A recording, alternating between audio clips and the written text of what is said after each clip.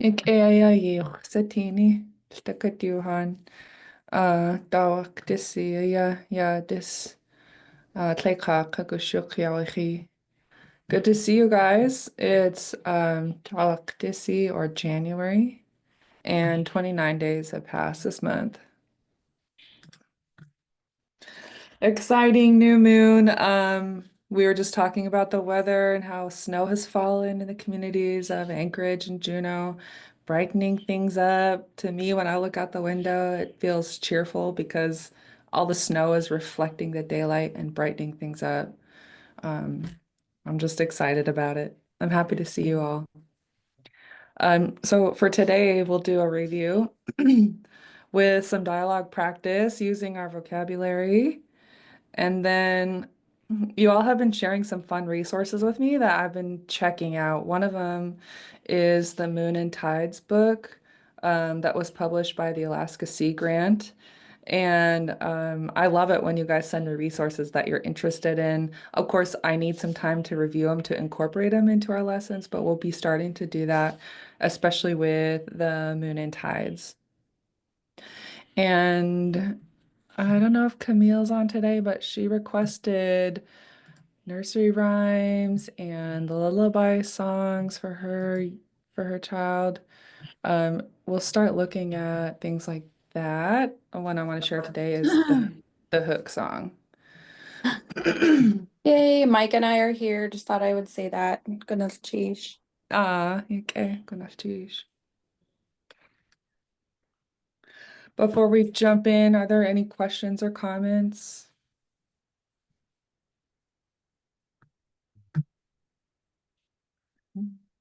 Last week, we were lucky to have our elder Sagunate speak up in class, and Huna Shawa Towe Wushkitan Tla.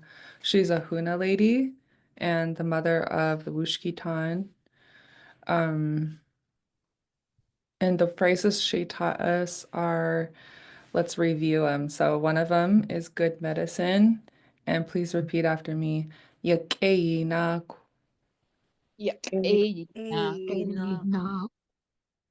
Good. Again, Yakei No. Good. Good medicine. This second word means medicine, and the first word is describing it as being good. Next one is they are walking for a singular person, and it's Yandekut. Good. Again, Yandekut.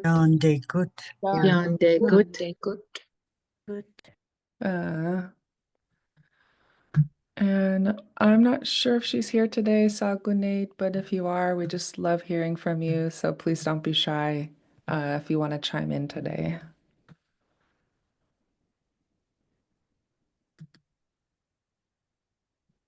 So let's jump into our warm-up. This is review from last week. I'm starting right off the bat. How would we translate from Tlingit to English the word hit? House. Good memory. And yeah. Boat. Yep. Khatin. I see. And iyatéen. You see. Okay.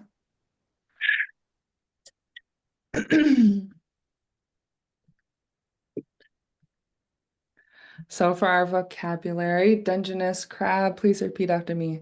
Ow. Ow.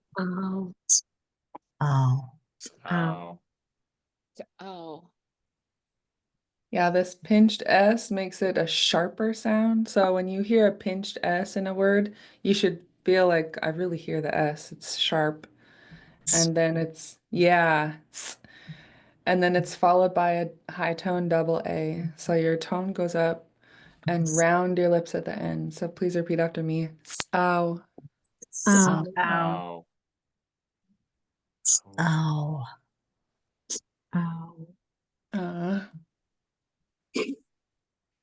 Ow. Next one sounds similar, but it means gumboots, and it's pronounced shao. Shao. Shao. Ow. Shao. Shao. From the top, ow. Ow. Ow. Ow. Ow. Ow.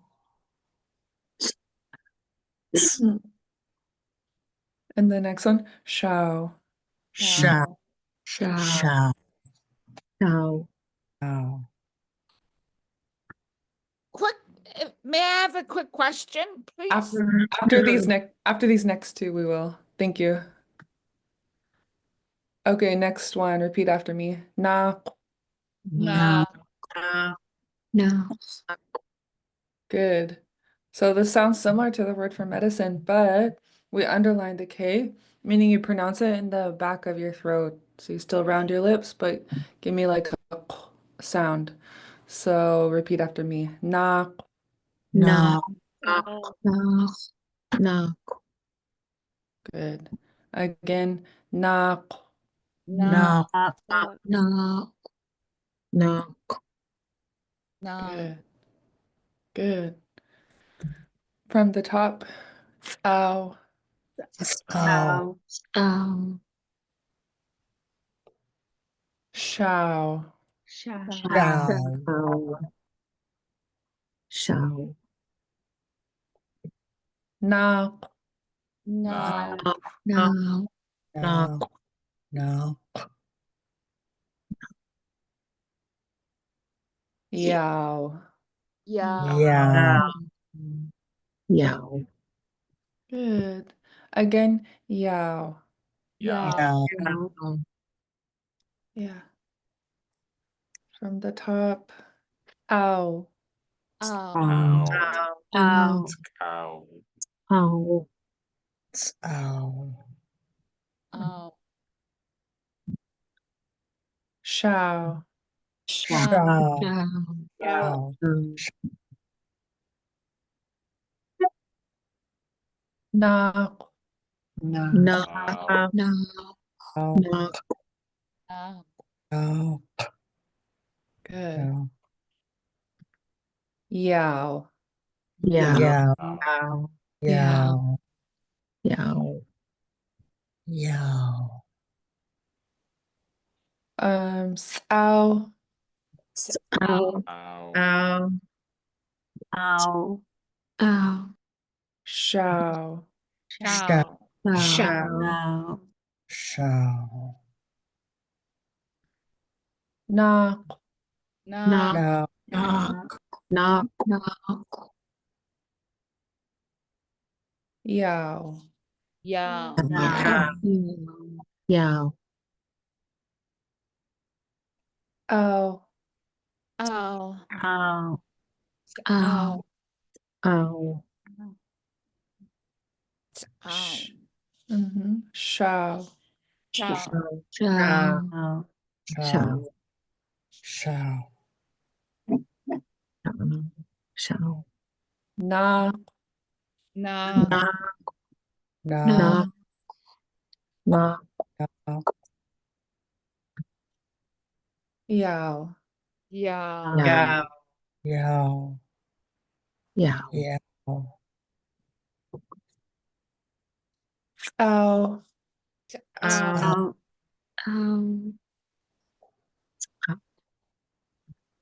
Shao. Shao. Shao. Shao. Shao. Shao. Shao. Na. No. No. No. No. No. No. No. No. No. Yao. Yeah. Yeah. Yao. Yeah. Yao. Good. Carrie, did you have a question? Yes.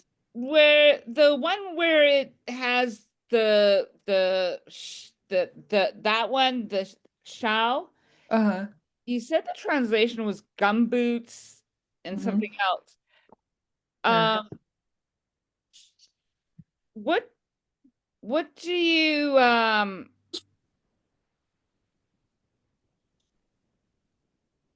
you call rubber boots?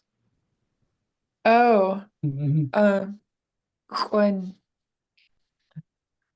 So let me show you in the dictionary.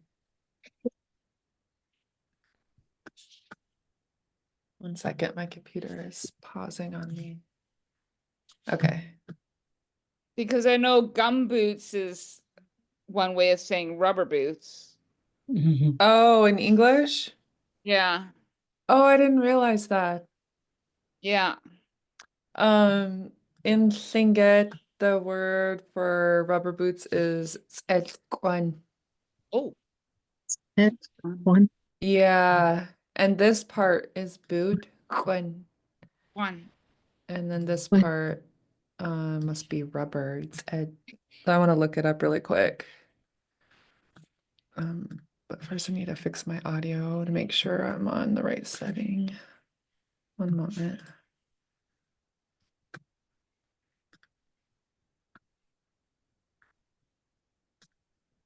Oh yeah, we should be good. Okay. So let's look up this first word's ed. It's pinched S, high tone E, Yeah. pinched L. Hmm. So Oh. Fine. Okay, so we're seeing a pattern. I'm scrolling through the dictionary to look for patterns and similarities. So far, I'm also seeing this word set also gets used for rubber gloves. So I'm thinking rubber.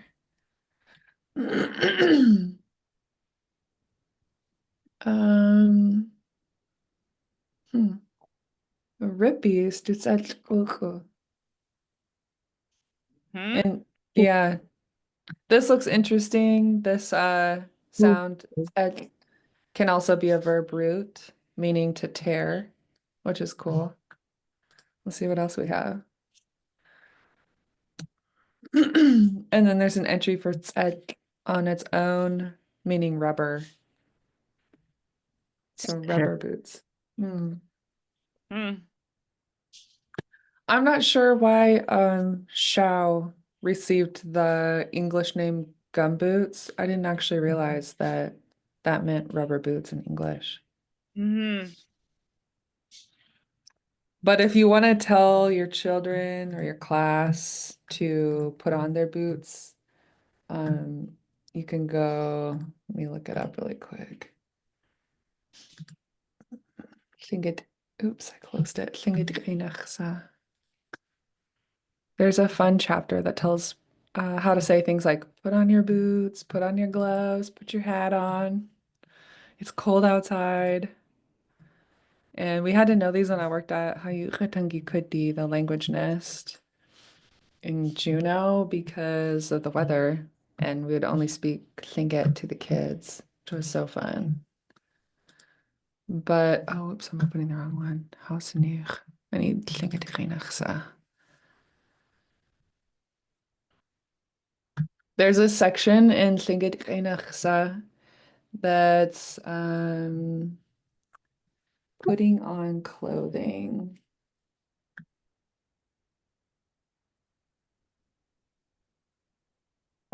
It's called commands, putting on and taking off.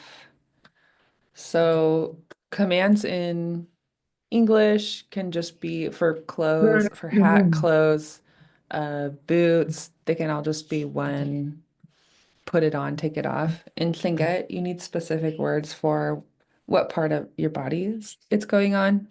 I won't go too far down this rabbit hole, but since you mentioned boots, it reminded me of when I would use this in conversation. And anyway, it's in here. Put on the hat.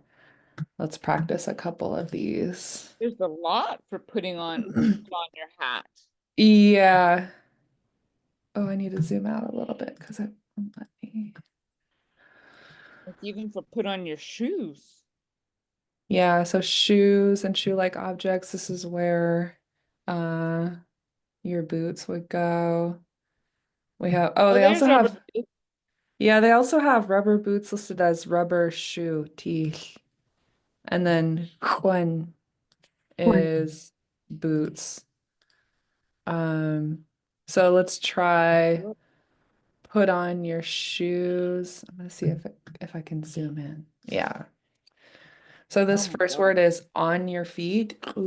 Repeat after me. Usk. Usk. Usk. Usk. Usk.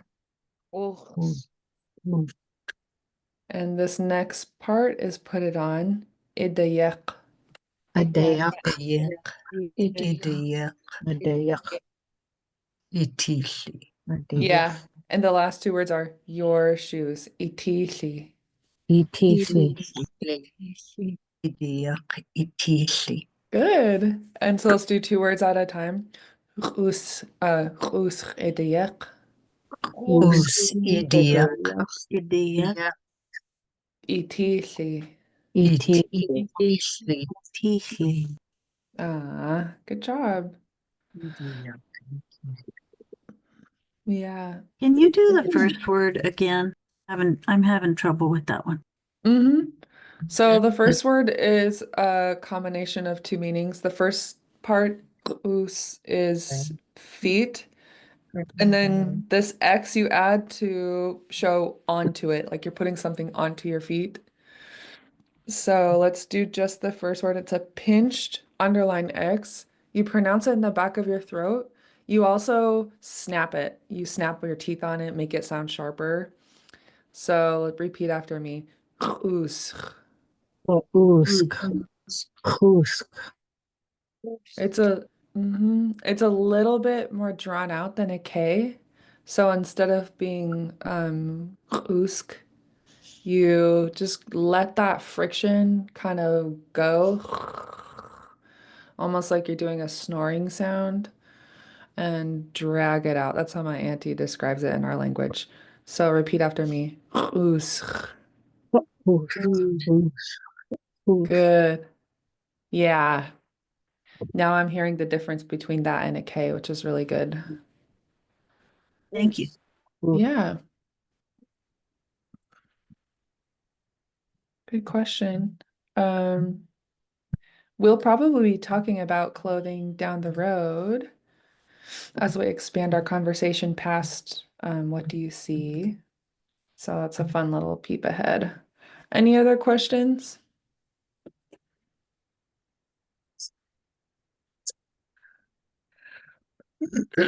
Let's bring our, oh yeah, go ahead. Could you maybe explain how to do that X sound, the X underline, like what's going on with your mouth and your yeah, thank you. Yeah, yeah. There's even a diagram. Without looking at the diagram, I'll just explain. Underline X. Let's do.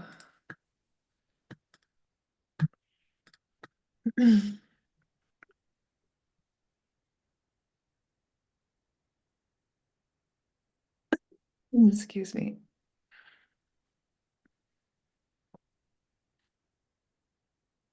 Anything that's underlined in Tlingit is going to be pronounced in the back of your throat. So like when you hear raven sounds, um, it's kind of in the same area. And that's a part of your mouth that you want to exercise is the back of your throat. You're essentially creating friction so that when you blow air through it, uh, you can hear that the air is reverberating through the back of your throat and out of your mouth. It's a very different sound than if you make them at the front of your mouth or the top of your mouth. And elders really hear the difference. If you accidentally pronounce something, an underline X as a different sound, it can apply a different meaning to what you're saying and be distracting to elders, which is why when I teach pronunciation, I teach it really like over the top, over enunciating, with the goal that as we start to speak in conversation, those sounds become more natural, but we start with really pronouncing them. So for an underline X, Think about it as like a snoring sound in the back of your throat and just repeat after me.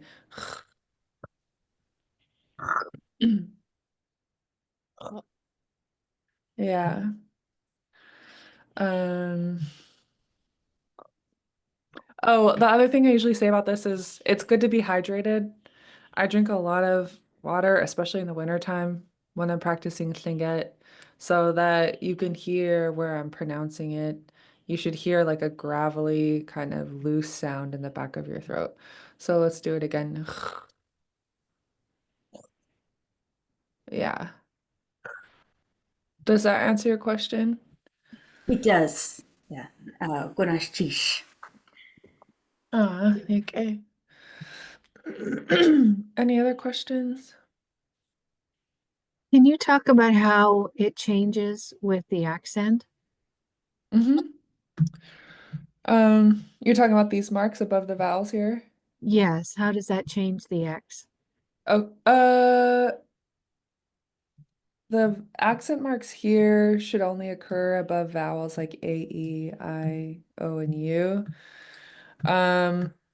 The mark we see on consonants like X and K are underlines. And if you see an underline, then that should tell you you're pronouncing that sound in the back of your throat. Maybe I meant the pinch. Oh, the pinch. Okay, so let's do. So underlines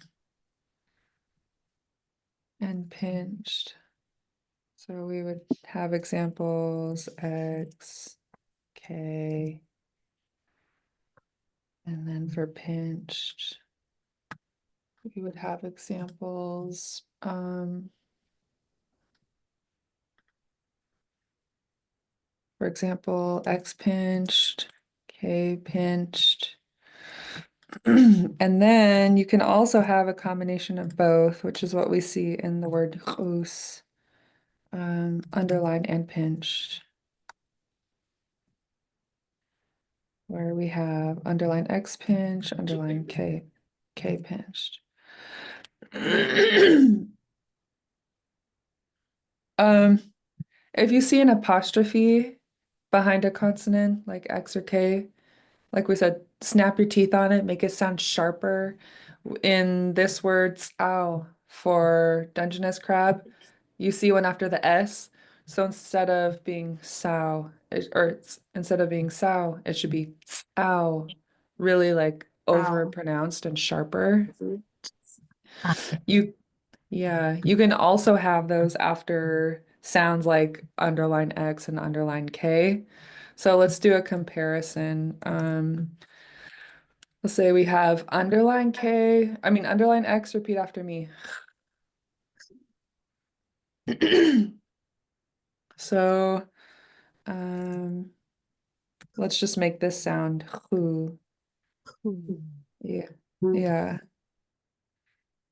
And then just for comparison, underline X pinched who. Ooh. Oh, okay. Ooh. Yeah. So in addition to being in the back of your throat for the underline, it's also sharper for the pinch. So let's do a comparison again. Repeat after me. The top one, who. Ooh. Who, Ooh. And then who, good. And now pinched, who. Ooh. who. Ooh. Yeah. You're sounding better. Do you have any more questions? I don't, thank you. Mm-hmm. Good. Let's do just a couple minutes of using our vocabulary in a phrase, and then I'll show you guys the hook song. This is a question we've been talking about. Now we have more things that we can say we see. So the question, what do you see? Repeat after me. Dasa iyatéen. Dasa iyatéen. Dasa iyatéen. Good. Again, dasa iyatéen. Dasa iyatéen. Dasa iyatéen. Okay. One response. T'aawáḳ. T'aawáḳ.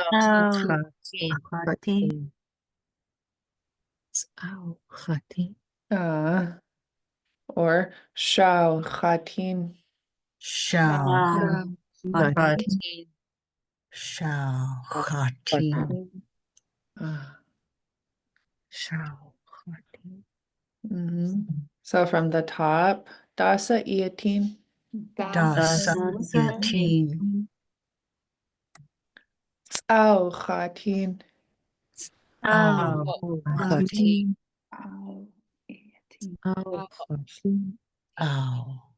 T'aawáḳ.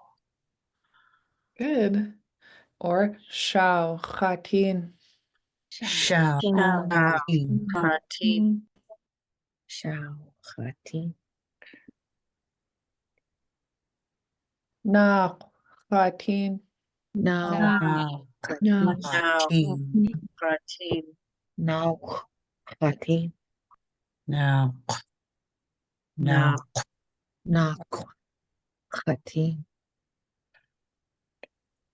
Okay. From the top, iyatéen. Iyatéen.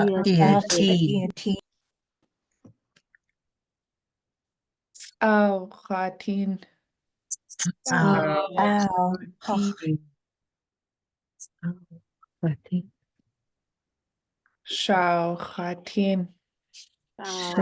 Daaḳw.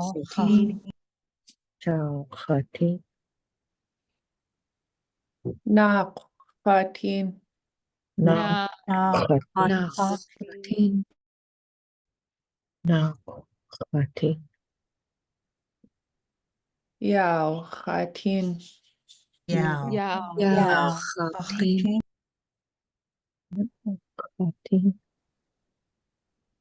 Good job. How are you guys feeling? Good. Good. Let's pause there. For next week, I'll do dialogue practice using the same question answer. We'll practice doing them back and forth. I have one for a couple items that we see in the poster. And then we'll practice looking at the poster and trying to say it back and forth without looking at the words. So, does that sound good? Yes. Okay. I want to briefly introduce what I've seen so far about this awesome resource that Jamie shared with me. It's called Moon and Tides. We're going to be tracking the moon in this class as we talk about the month names. This book is by Dolly Garza and was a project of the University of Alaska Sea Grant. A lot of contributors for this. The people I recognize are Dr. Ruth Demert, Della Cheney. There are a couple of people who have been personal mentors to me, Robbie Littlefield, Lonnie Hodge, as well as a lot of names that you might recognize from your communities and relationships, but a lot of people contributed to this, which is awesome. I liked this excerpt, so I'm going to read it to you. Native knowledge is important to both natives and communities at large as mainstream America comes to terms with our dependence on a healthy earth. Indigenous knowledge has been used for thousands of years by cultures around the world to survive in their environments. Inuit people in the north adapted to cold conditions and long winters. Hawaiians developed a cycle of living that allowed them to survive constant heat.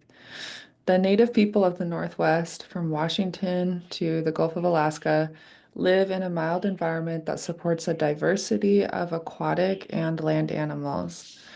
This ideal environmental conditions allowed native peoples to develop elaborately structured cultures. So this term yeastis means new moon, which is what we have today. And so the first word yeast means new, The second word dis means moon. So please repeat after me. Yeastis. Yeastis. Yeastis. Yeastis. Yeah. And we're going to do this activity from the book. It meets a standard B1, which encourages observation and introduces cycles of the moon. Begin this activity around the time of a new or full moon. This activity allows your students to express what they know about the moon. It will lead to making observations that the moon goes through a specific sequence of phases. The focus is to start each student thinking about how the visual appearance of the moon changes. And this is a graphic from the book showing the basic concept of how a moon waxes or becomes more full. And then halfway through its cycle, it's full. And then it wanes or becomes more crescent until you have a new moon. I would like us to start tracking the moon phase in this class. So here's a graphic of this month, January 2025. Coincidentally, right now, the month of January in the solar calendar basically aligns with the lunar calendar, where you have a new moon or almost a new moon almost right at the beginning of the month, and then a new moon again almost at the end of the month. As we progress through the months, it will start to get off kilter because our trip around the sun divided by 12 is different from our trip around the sun divided by 13. So it'll start to look off, and we'll be tracking the lunar calendar. So this month we had a full moon on the 14th and a new moon today.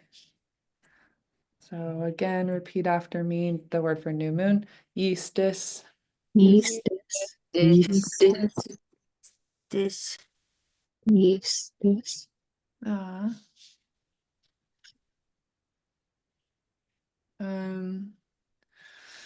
the moon has a big impact on the tides, which also connects us to our poster.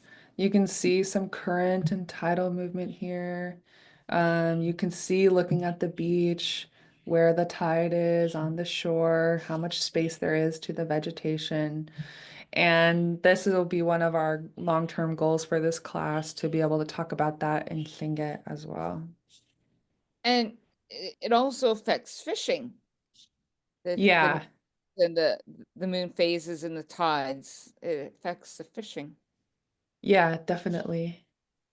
Are you a fisherman? Yes, Awesome. fish everything. Good. Um, any other questions or comments so far? I was just going to say that today's tide is 18 feet and it will be at 18 feet at 12:43 p.m. this afternoon. Oh, cool. Okay, let's track the tides. Oops, tides and moon. Sometimes when I'm Yes. typing English, I completely change the spelling. Uh, And so when we go to the water, we've been focusing on going during either the new moon or the full moon, and as close to it as we can get leading up to it.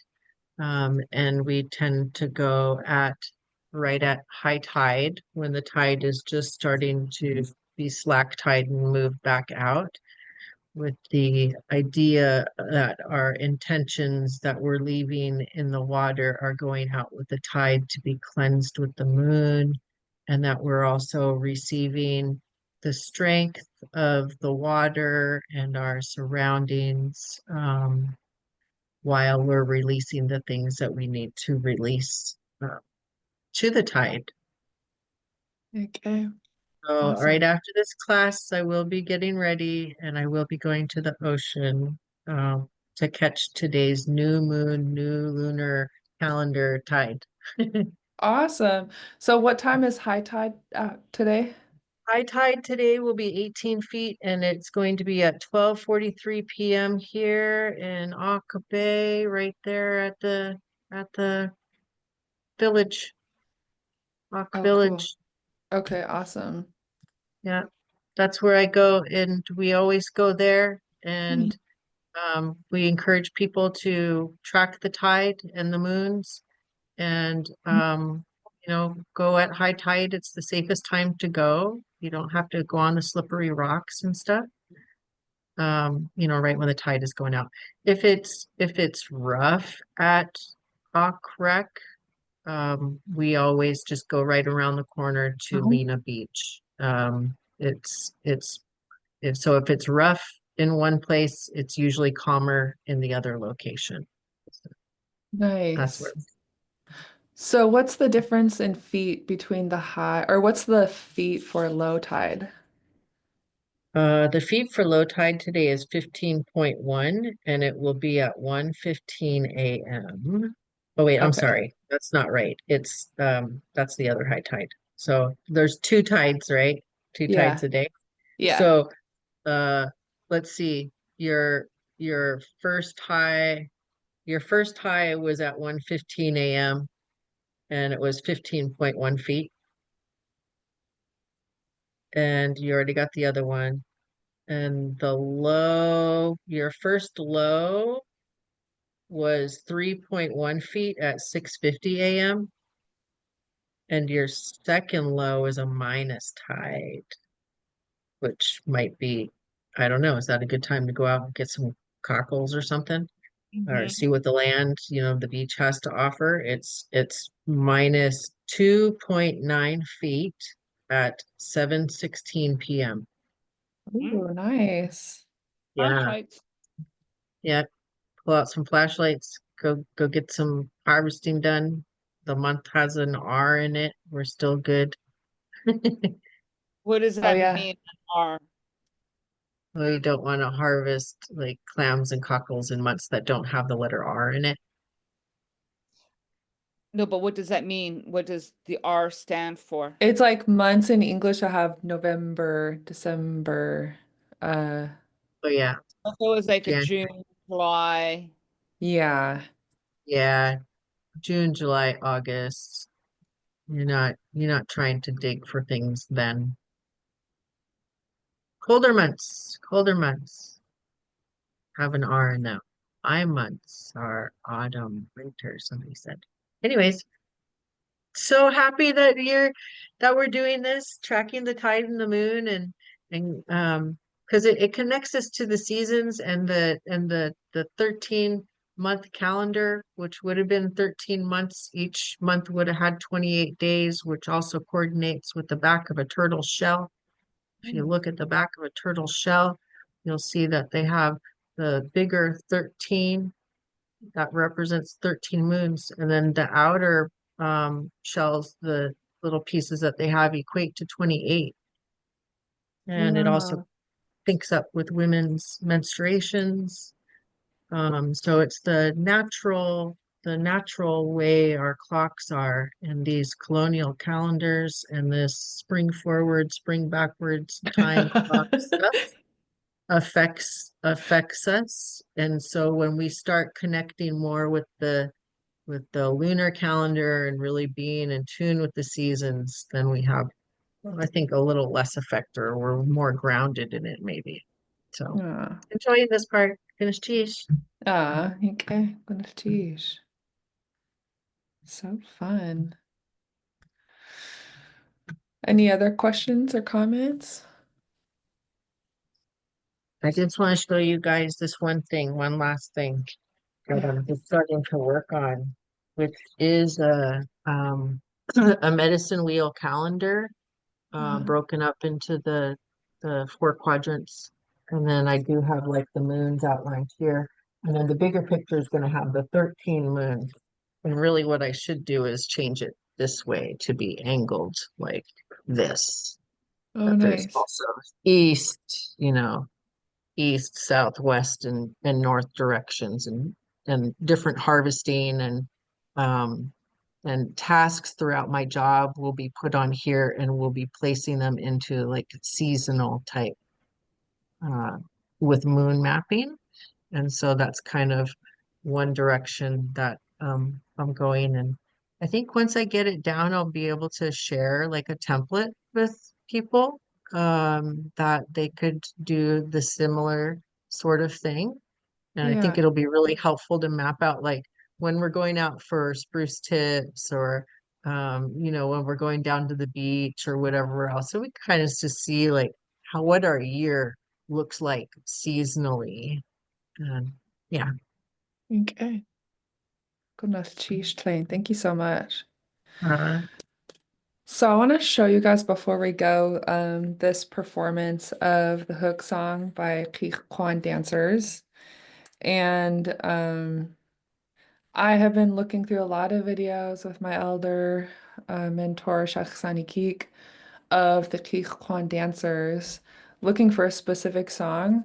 And then I caught the recording of them, of their children performing the hook song, and I couldn't resist. It's just a really beautiful performance. This one is from 2008. Obviously, the Kwan dancers are a favorite. They're brilliant. And another thing I love about watching these videos is Dr. Ruth Demert's speeches, Kanak. She puts a lot of thought into what she's going to say. She's the song leader in her dance group. I love her speeches. I love studying her words in Tlingit and her delivery, and also what she chooses to say, how she speaks Tlingit. So I'm going to start this recording so we can watch her whole speech, and then we'll see the performance of the Halibut Hook song. Before I hit play, I also wanted to mention that this song was composed by Clara Paradovich's grandmother, and Clara shared the song with Kwan dancers. I don't yet have the honor of a relationship with Clara or her descendants. But is anyone in this group from Cake? Couple hands raised. Awesome. Um, Anybody else wanted to mention anything about the song before I hit play? Your grandmother's from Cake. Awesome. I just love this Where performance. is Cake? Cake is a village in Southeast along the coast. We have a couple people here from Cake. I recognize your last name. Isn't it like 90 miles south of Juneau? Thank you. That sounds right to me. So let's watch that. Let's watch Dr. Demert Khanak's speech and then their iyatéen, their children performing the song. Lichéesh, Lichéesh the KTOO, iyatéen, Daaḳw, iyatéen T'aawáḳ, T'aawáḳ Lichéesh Daaḳw, iyatéen Lichéesh Haki ka.ádi, Lichéesh Daaḳw. We're very thankful to be here dancing on the land of the Daaḳw and for our visitors and friends who are out there. This is an event that we always look forward to. We are lacking, a member. We're missing Norman Jackson as it is because of him, we have our headdresses, the crests that we wear on our back. But they told us, he's still among you. He's still among you. His hats, his crest, his spirit is still here with us because they always look forward to celebration also. So the elders told us, dance like you've never danced before. Dance with pride. So tonight we dedicate this to Norman Jackson. The songs we just finished were the Simpson series. Ach lich gocha linget enig ach in a klinik. My grandfather, Lichéesh, put this on tape. So I transcribed the song from Tlingit, and it's now in a book. His very words. No matter how many times he said, I would write that down also. He said that a woman from our clan married into the Simpson tribe. And while she was gone from her home in Cake, she had children. And her children, she raised them speaking Tlingit along with Simpson. When the children confronted the father, said, Ish ha'ani de'awat de'atuati. Father, we want to go back to our homeland. Was wanachso yisiku. How do you know this? How T'aawáḳ in Kanik. Our mother told us where our homeland is. So he told them, you just kagachtuti yakusak. He yakte aquaat. He said, don't rush. We will have some canoes built for you, carved for you, special for you folks to go back to your homeland in. Not only that, said, you will take some of your father's belongings with you. So these songs were brought back to Cake. So these songs we treasure very much. It is now in written form from my grandfather's very words. Simpson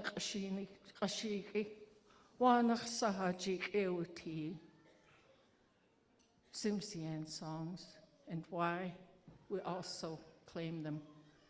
Lichéesh the KTOO, Lichéesh.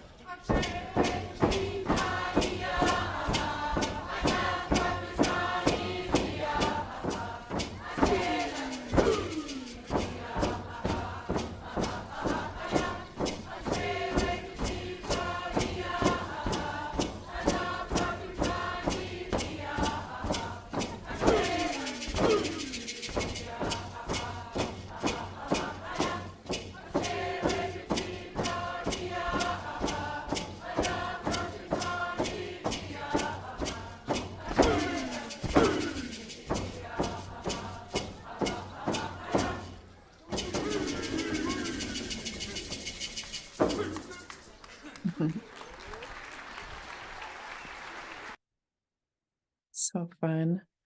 I saw in the chat that a few people are from Cake. Did anyone else from Cake want to add anything?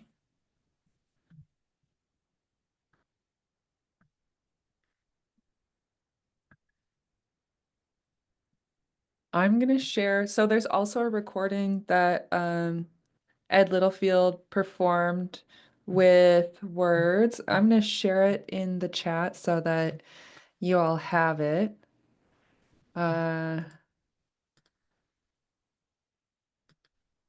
Here we go. I'll put the whole thing for today's slides in the chat as well so that folks could review them. Check out the links, they're all in the slides. But I think I'm gonna end class there. Thank you, everybody. Looking ahead, We also have for a lullaby, Twinkle Twinkle Little Star in Tlingit, which is in the back of Beginning Tlingit by the Daawanhauers. So yeah. Jamie Ann, any other questions or comments? How about we're moving into February? After this, it's been so awesome to be with you guys. I can't believe that January is just like, wow, that just went right past us. Just want to bring some awareness to an event that's happening February 3rd and 4th here in Juneau, down at the Elizabeth Prodovich Hall. It's MMIP, Missing Murdered Indigenous Persons and Human Trafficking Awareness that's going on. So I want to encourage people to look into that, and attend it if you can, and keep our loved ones close. Take care of each other. We're in some turbulent times right now, and we've been building community with each other since at least the pandemic. And I think that those are one of our great strengths, this community that we have with each other in bringing our culture back to our own tables and our lives, and with community with each other. The language, getting out on the land, really stocking up, focusing on harvesting, I think, for spring, just, with things that have occurred within the past couple days. So want to encourage people to take care of yourselves, take care of each other, and really continue on with this learning, because it gets us thinking and it gets us thinking in a way where we're connecting, and introducing the moon and the tides as part of that connection to our natural surroundings and our natural world, our natural way of being, and it's all connected to culture and healing. So Lichéesh for the opportunity to share that. Yeah. Goodness, cheese plain. Yeah, Johan. Have an awesome rest of your day. We'll see you here next week. Goodness, cheese. Goodness, cheese. Lichéesh. Ah.